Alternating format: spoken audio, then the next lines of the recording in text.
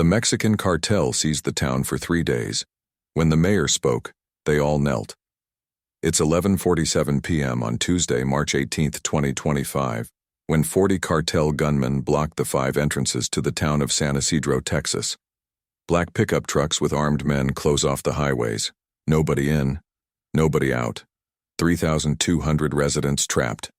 What these sicarios don't know is that Mayor Marcus Castellanos, that quiet 58-year-old man who's led the town for 6 years, holds a secret that's about to change everything. A secret buried for 25 years. A secret that when it comes to light will make these 40 armed men kneel. San Isidro's town hall is a 2-story historic brick building painted cream with wrought iron balconies. It sits on the main plaza, facing St. Isidore Catholic Church.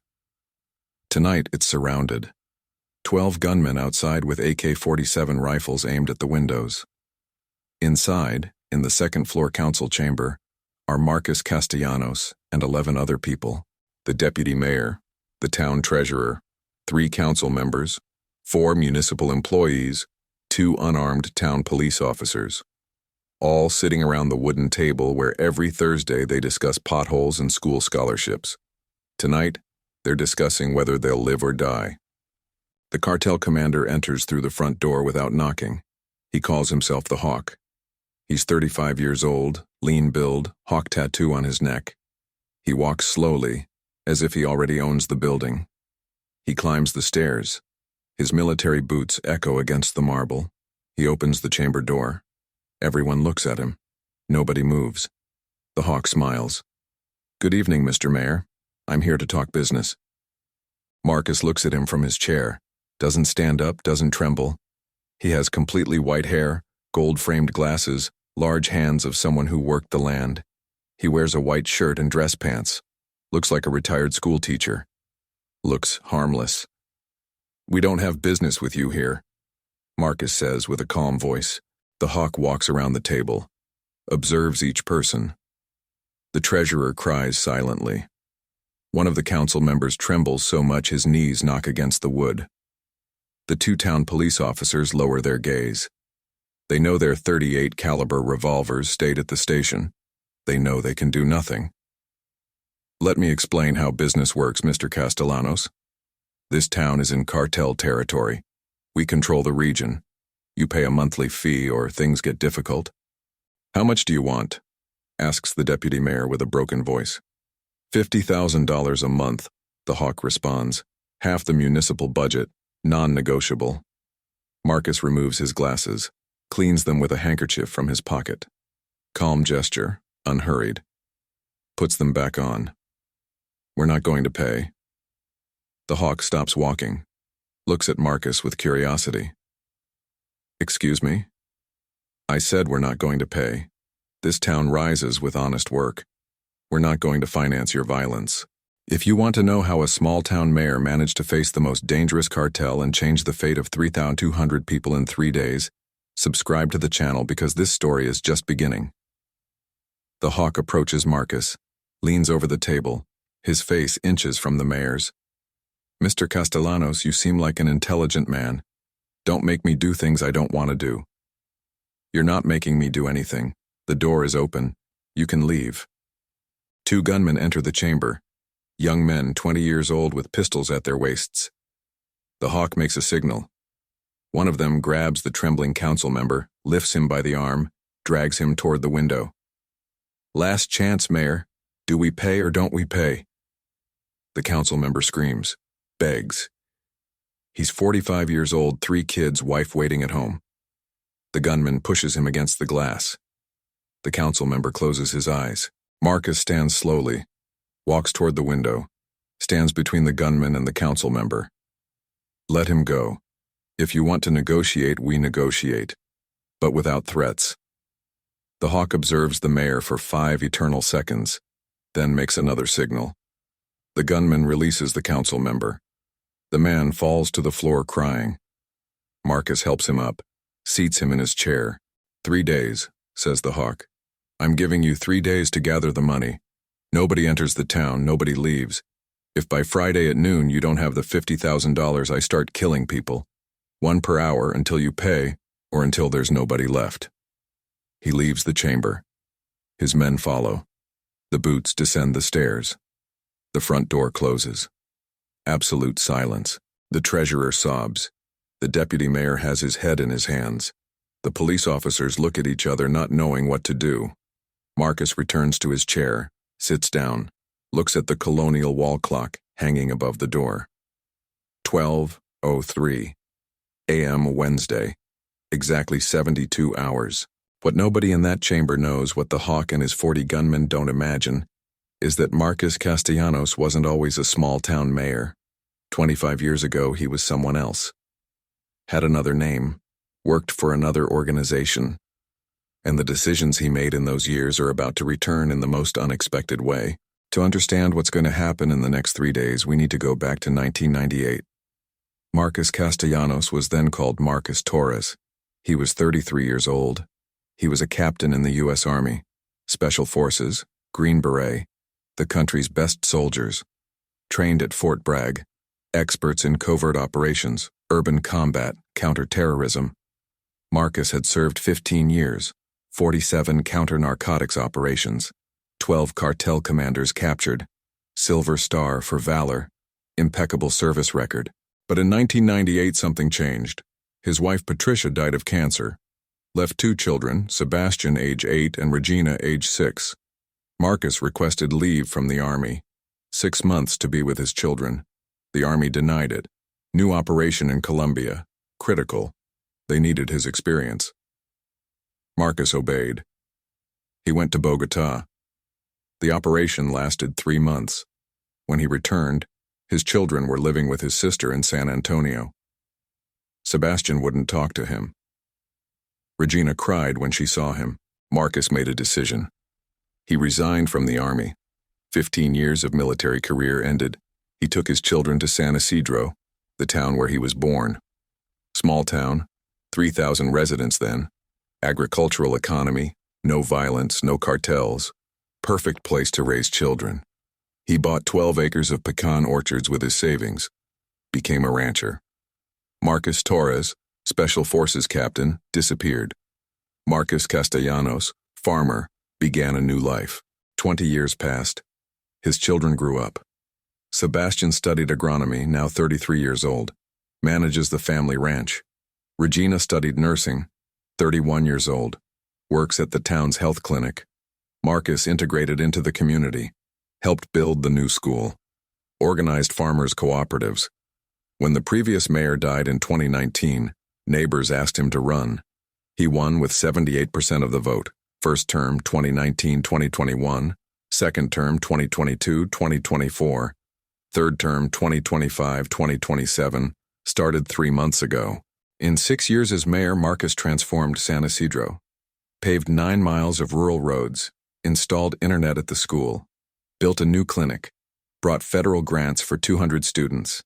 The town prospered. Population grew to 3,200 residents. Young people who had left returned.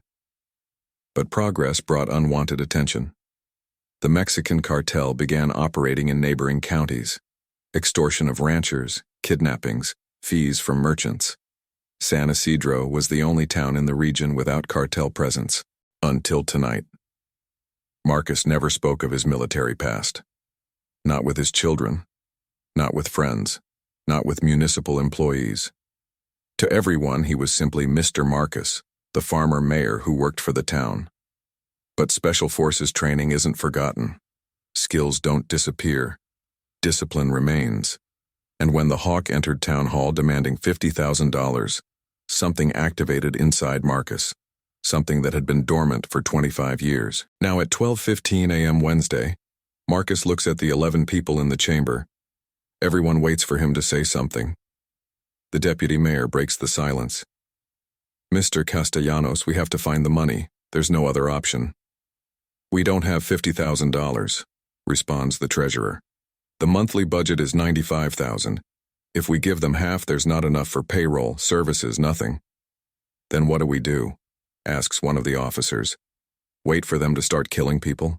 Marcus stands, walks to the window, looks at the plaza, sees the black trucks, sees the armed men, sees the sleeping town unaware it's trapped. He turns around. Nobody's going to die, and we're not paying a single dollar.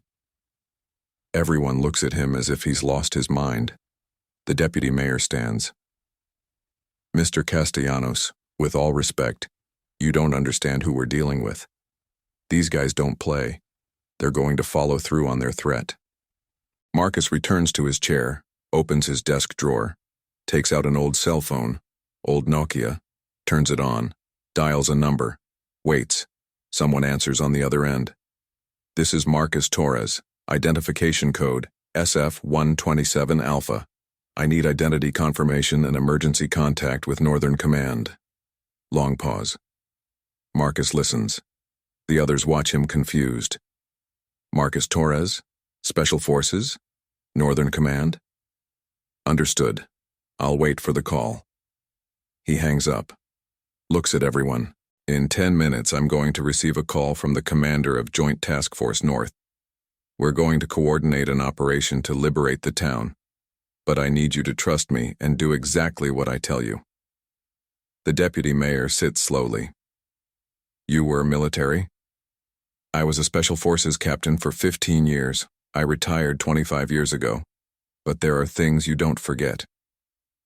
The town hall bell, that bronze colonial bell hanging in the tower since 1887, rings once. 1 a.m. Time for impossible decisions. The phone rings at 12:22 a.m. Marcus answers. Activates speakerphone. A military voice fills the chamber. Captain Torres, this is Brigadier General Hector Salinas, commander of Joint Task Force North at Fort Bliss. We confirm your identity. What's your situation?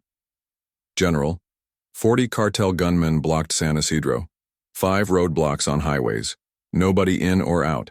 They're demanding $50,000 in 72 hours or they start executions. Understood. Position of hostiles? 12 on Main Plaza. Rest dispersed at roadblocks. Heavy weaponry, AK-47s, AR-15s, probably grenades. Civilian casualties? None. Yet. Resistance capability? 2 unarmed town police officers. No real defense. Pause. Marcus hears background voices. Quick orders. The general returns. Captain, I can mobilize 60 soldiers. We arrive in 4 hours. Dawn operation. Negative, General. 4 hours is too long. These guys are nervous. If they detect military movement, they execute hostages and escape. We need another strategy. What do you propose? Marcus looks at the people around the table, looks at the clock, looks out the window toward the trucks. I need you to listen carefully, General. I'm going to buy time. I'm going to negotiate with them. Make them believe we're gathering the money. Meanwhile, I need intelligence information. How many cartel operators in the region? Who's coordinating? Safe houses? Escape routes? I'll get you everything and then I improvise like the old days. The general laughs briefly. Torres, you were always the craziest one in Special Forces. All right, I'll send you the information in an hour. We keep the channel open. Anything, call this number. Thank you, General. Marcus, one more thing. Officially, this conversation never happened. If something goes wrong, the Army can't acknowledge involvement. Understood? Understood. He hangs up. Everyone in the chamber looks at him with expressions mixed with shock, confusion, hope. The deputy mayor speaks first. You really were Special Forces? Yes. Why did you never say anything? Because I left that life behind. I came here to be a father, a rancher, an ordinary citizen. I didn't want the past to catch up with me, but now I have no choice. The treasurer wipes her tears. Do you really think we can get out of this? Marcus nods. We're going to get out, but I need everyone to do their part. First, nobody mentions anything about military. Second, tomorrow we act normal. The town can't panic. Third, trust me even if you don't understand what I'm doing. The 2 police officers look at each other. The older one, Steve, 52 years old, 25 in the municipal force, raises his hand.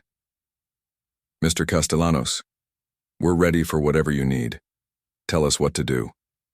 Steve, you know every street, every house, every family in town, right? Like the back of my hand. I need a mental map. How many ex-military live in San Isidro?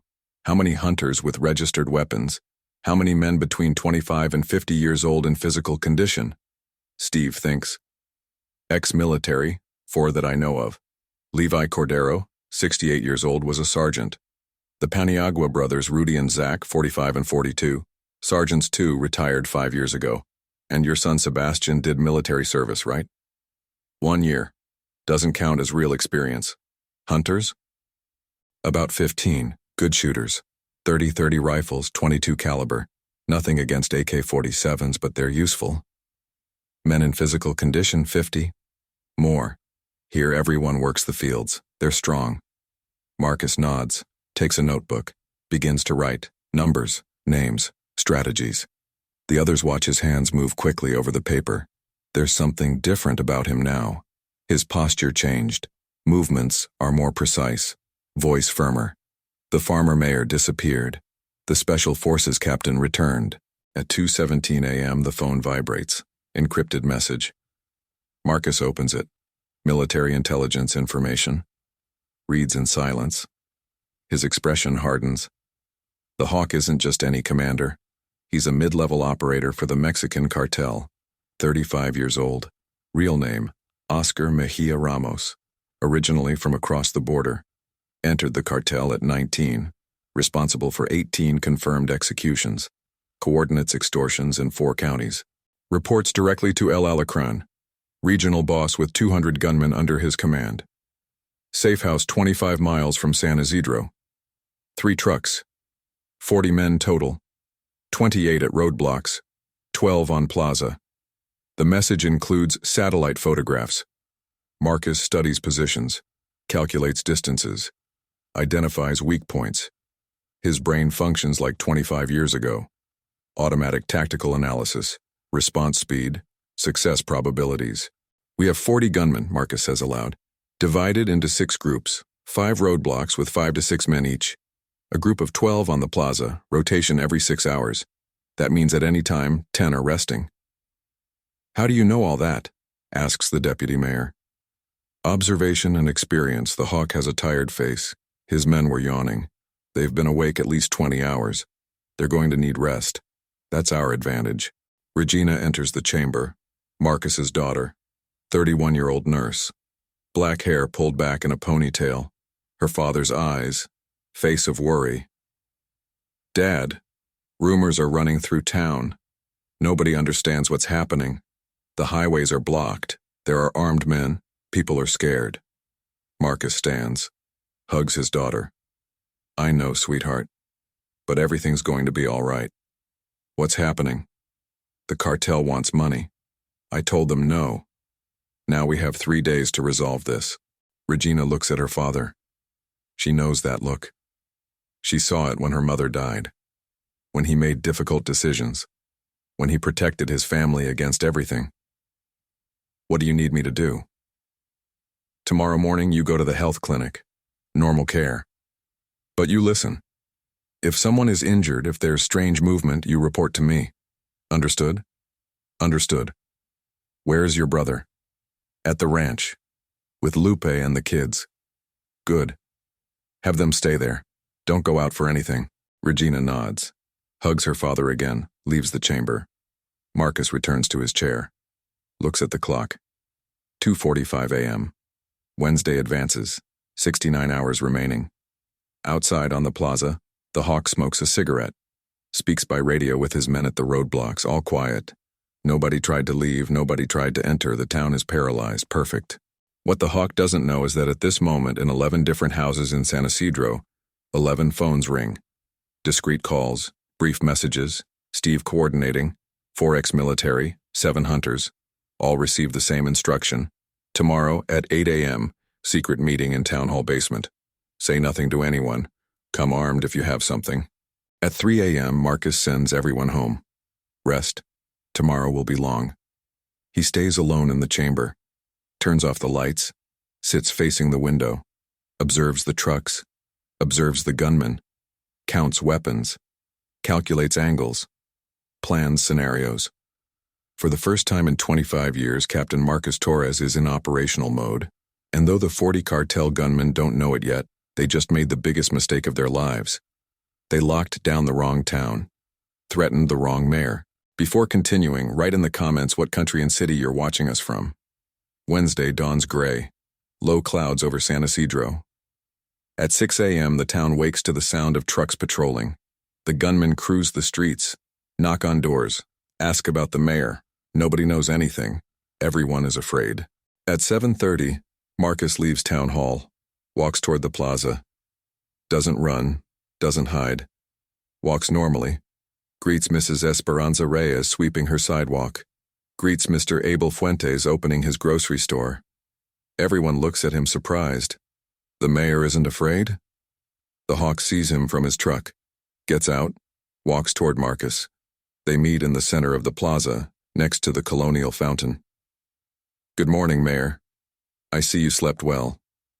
Like always. And you? The hawk smiles. Straight to the point. Do you have the money? We're working on it. I need more time. I gave you 72 hours. 7 have passed. 65 remain. I understand.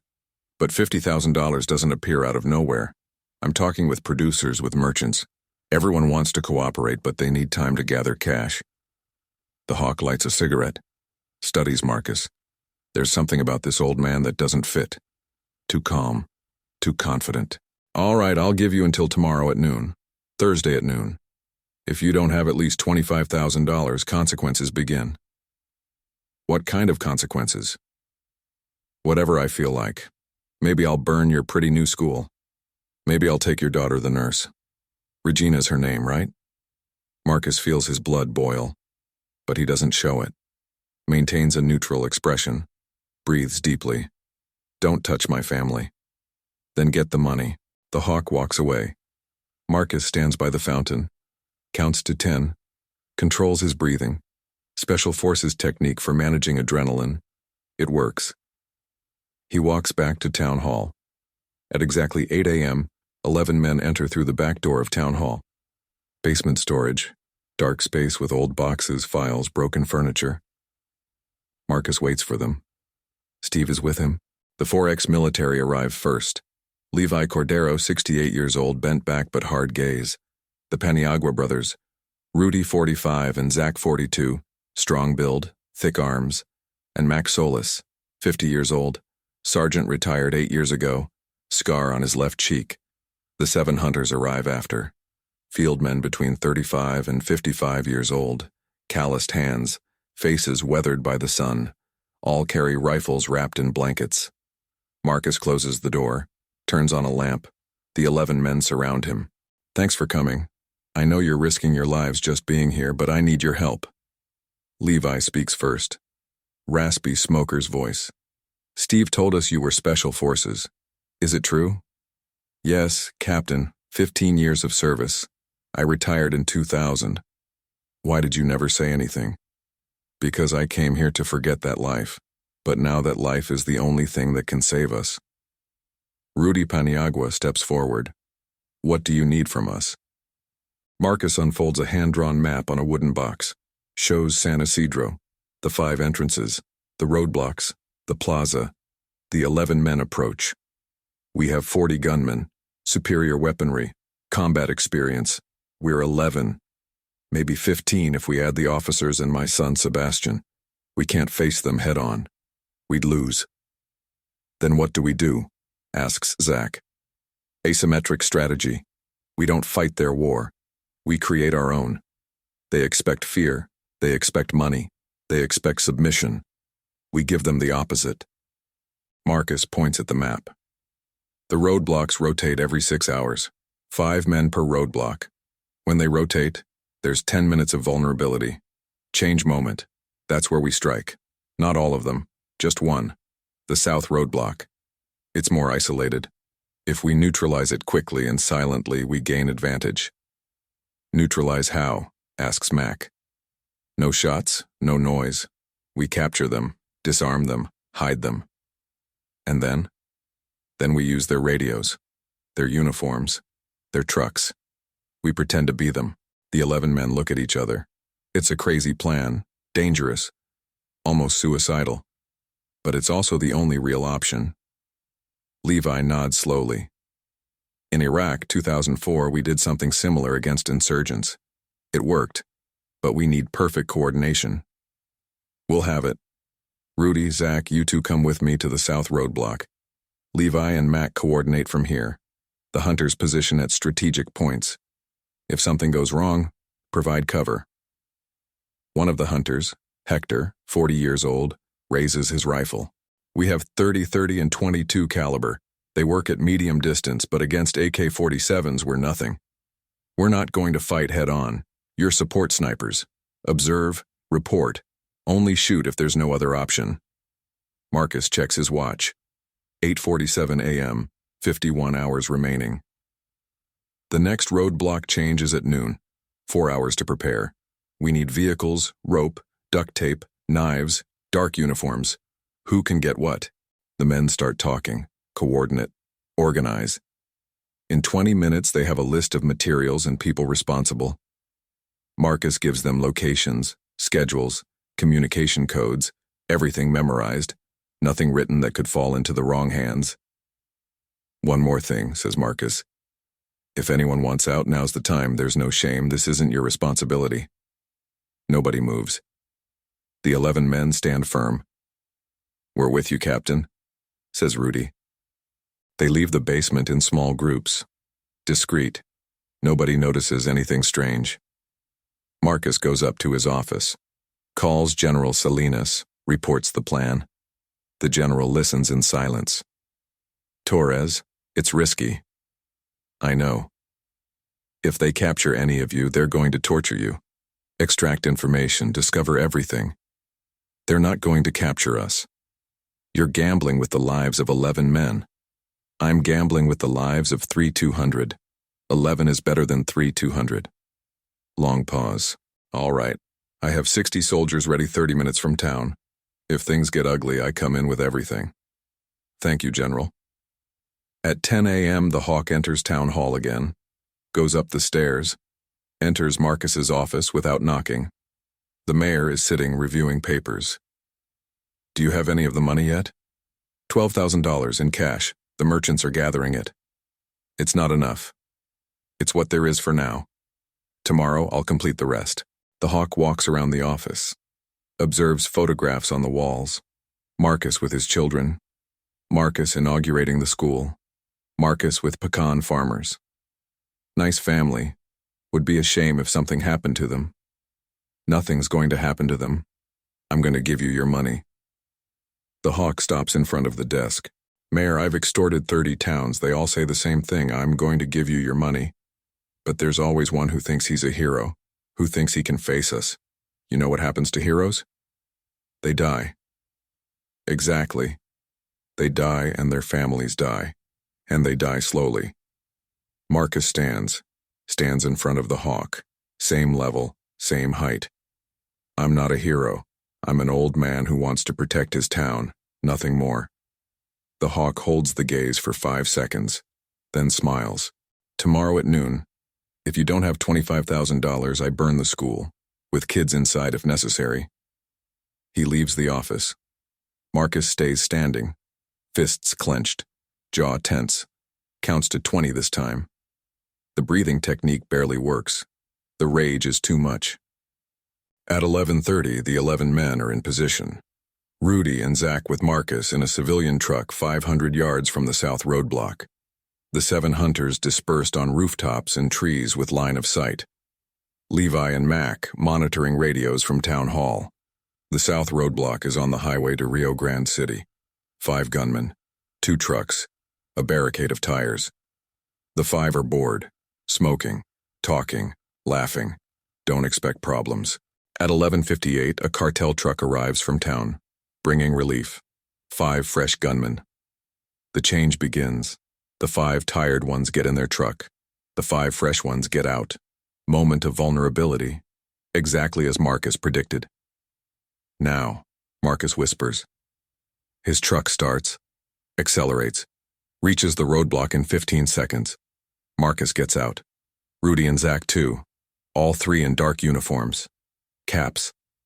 Look like gunmen. What happened? Asks one of those who just arrived. The Hawk needs you at the plaza. Urgent. Why? I don't know, they just told me to come. We'll cover here. The 5 gunmen look at each other confused, but they obey. Get in their truck. Drive toward town. The 5 who were leaving are still in their truck. Engine running. Marcus approaches the driver's window. Excuse me, the Hawk also needs you. Problem with the mayor. The driver rolls down the window completely. Marcus sees him clearly. Young man, 23 years old, neck tattoo, tired face. And then everything happens in 2 seconds. Marcus pulls a tactical knife from his belt, presses it against the driver's neck. Rudy opens the back door. Zach points a pistol at the other 4. Hands up. Silence. Or you die. The 5 gunmen freeze. Rudy and Zach pull them from the truck, take their radios, weapons, cell phones, tie them with duct tape, hands behind, feet together, mouths sealed, everything in 90 seconds. Perfect military training.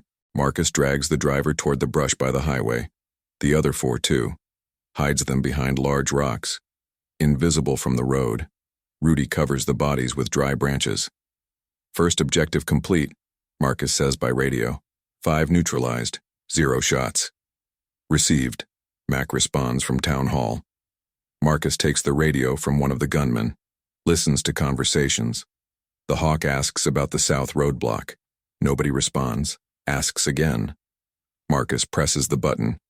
South roadblock all quiet, shift change complete. Who's speaking? Asks the Hawk with suspicion. Chewy, they just sent me here. Pause. Marcus waits, heart racing but hands steady. All right, report every hour. Received. Marcus releases the button, breathes. It worked. Now they have a truck, 5 radios, 4 AK-47s, 2 Glock pistols, and most important, they have time. The 3 return to town by side streets, arrive at town hall at 12:30, hide weapons in the basement. Marcus goes up to his office. The Paniagua brothers stay watching. At 1 p.m., the other 5 gunmen who were called to the plaza return confused. Nobody needed them. It was a false alarm. They arrive at the south roadblock, find nobody. Radio dead. Truck disappeared. One of them calls the Hawk immediately. Boss, something's wrong at the south roadblock. There's nobody here. The Hawk feels something cold in his stomach. Criminal instinct activated. Something doesn't add up. What do you mean there's nobody? The truck left. The guys don't answer radio. The roadblock is empty. Find them. Now. The 5 gunmen disperse. Check brush. Nearby houses. Roads. At 2:15 they find the bodies. Tied up. Alive but unconscious. One has a blow to the head. Another bleeds from the nose. The Hawk arrives 10 minutes later. Looks at the scene. Cuts the ties. Wakes the 5 gunmen with slaps. The driver opens his eyes slowly. What happened? They ambushed us, boss. 3 guys. Uniforms like ours. Told us you needed us. When we got out, they attacked us. Who were they? I don't know. Never seen them. One was older, like 60 years old. The other 2 younger. The Hawk grits his teeth. An old man, 60 years old. The mayor. Marcus Castellanos. That damn old man is playing with fire. Get up. Return to town. Lock everything down. Nobody leaves. Nobody enters. And bring the mayor. Now. At 3 p.m., 15 gunmen surround town hall. The Hawk enters with pistol in hand. Runs up the stairs. Kicks open Marcus's office door. The mayor is sitting calmly reviewing documents. Where are my men? What men? The Hawk crosses the office in 2 steps. Grabs Marcus by the shirt collar. Lifts him from the chair. 5 of my gunmen were attacked, disarmed, tied up like animals. You think I'm stupid? Marcus looks him straight in the eyes. Without fear. Without submission. I don't know what you're talking about. You're lying. Witnesses said an old man around 60 ambushed them. Who else could it be? There are many old men around 60 in this town. The Hawk releases him, walks to the window, looks at the plaza, calculates, thinks. Something's not right. This mayor isn't normal. Too calm, too confident, as if he knows something. The Hawk doesn't. He turns around. You know what? Change of plans. I don't want $50,000 anymore. I want $100,000, and I want them tomorrow at 10 a.m. If you don't have them, I start burning houses with families inside. I don't have $100,000. Then get them, or watch your town burn. He leaves the office, goes down the stairs, shouts orders to his men, reinforce roadblocks, double surveillance, check every vehicle, interrogate anyone who looks suspicious. Marcus sits, hands trembling slightly, not from fear, from pure adrenaline. He just won a small battle, but he awakened the monster. Now the Hawk is alert, more dangerous, more unpredictable. He calls General Salinas. The situation got complicated. What happened? Marcus explains the roadblock operation. The 5 captured and released gunmen. The Hawk's reaction. Torres, you put them on alert. Now they're in maximum alert mode. I know, but I also showed them we're not defenseless. That changes the dynamic. Or makes them more violent. It's a calculated risk, General. What's your next move? Marcus looks out the window, sees gunmen patrolling, sees fear on neighbors' faces, sees his imprisoned town. I'm going to do something they don't expect. I'm going to tell them the truth. What truth? Who I really am. Long pause. Torres, that's suicide. If they know you were special forces, they're going to execute you immediately. Or they're going to get scared because an ex-special forces operator isn't alone. He has contacts. He has resources. He has ways to do them a lot of damage. It's a huge gamble.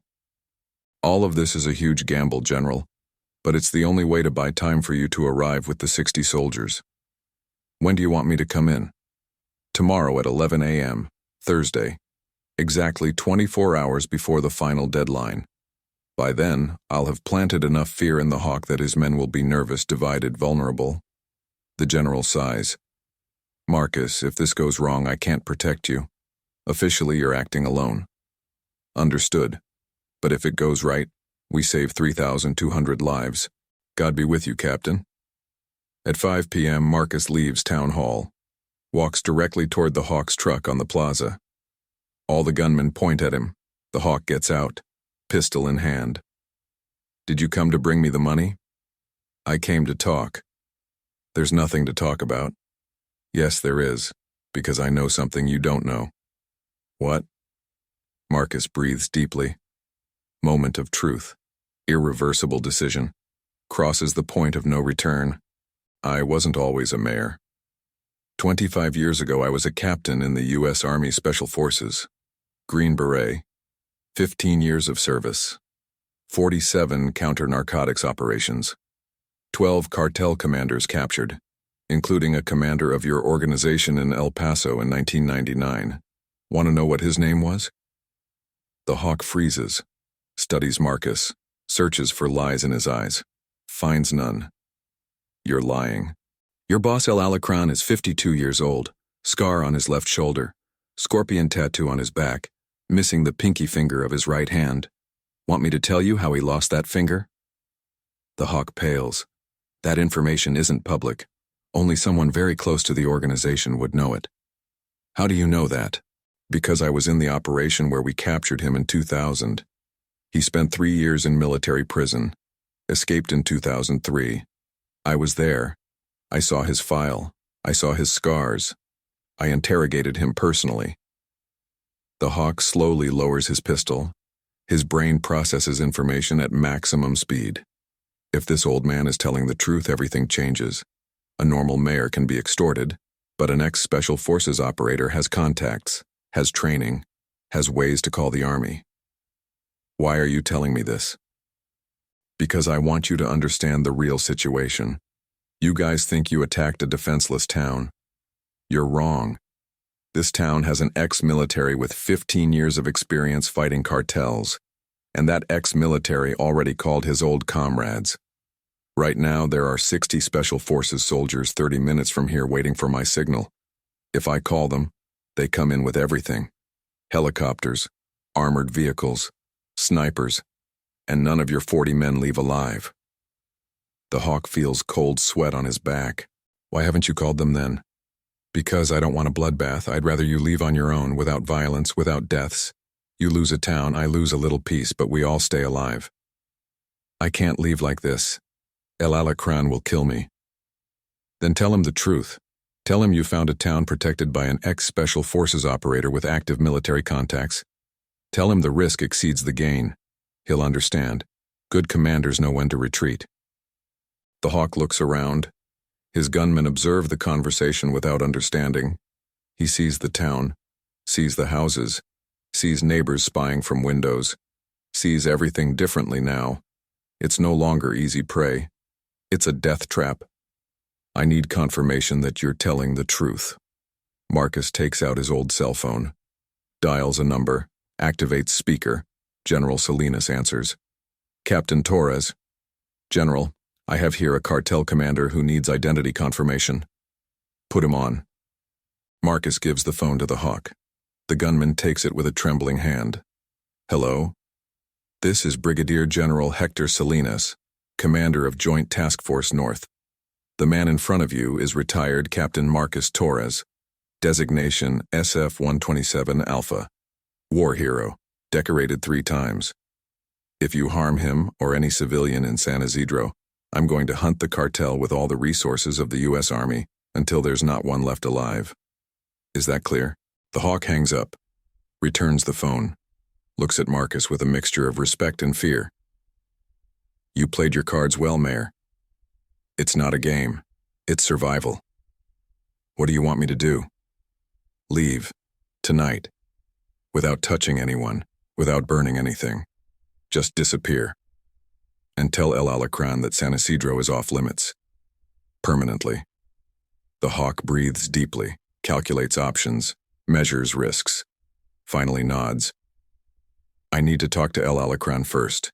If he approves, we leave. You have until tomorrow at 10 a.m. If at that time you're still here, I call the general, and what happens after won't be my responsibility. Marcus turns around, walks back to town hall, straight back, firm steps, doesn't look back. The 15 gunmen watch him go. Nobody shoots, nobody moves. The hawk gets in his truck, dials a number, waits. A deep voice answers. What happened? Boss, we have a problem. The mayor of this town was military, special forces, has active contacts. The army is ready to come in. Long silence on the other end. You sure? I spoke with the general, confirmed everything. More silence. The hawk hears heavy breathing, strategic calculation. Get out of there now, it's not worth it. What about the money? Forget the money. If the army comes in, we lose 40 men, lose weapons, lose territory. One town isn't worth that. Withdraw. The hawk hangs up, looks at his men, looks at the town. 3 days wasted, 0 profit, but alive. That's what matters. What would you have done in his place? Tell us in the comments. At 8 p.m. Wednesday, the cartel trucks begin to move. One by one, they leave town. The roadblocks lift. The gunmen get in their vehicles.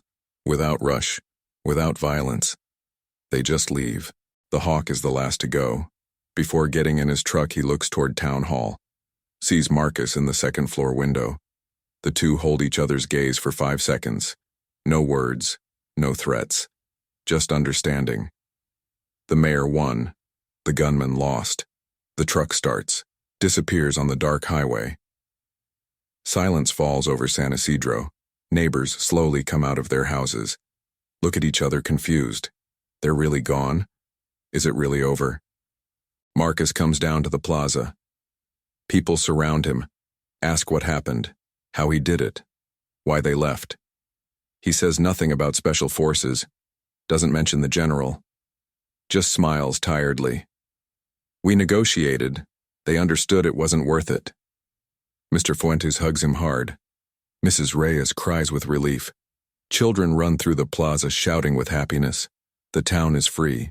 That night, Marcus sits with Sebastian and Regina in the kitchen of his house. Tells them everything. The military past, the operations, the reason he never spoke of it.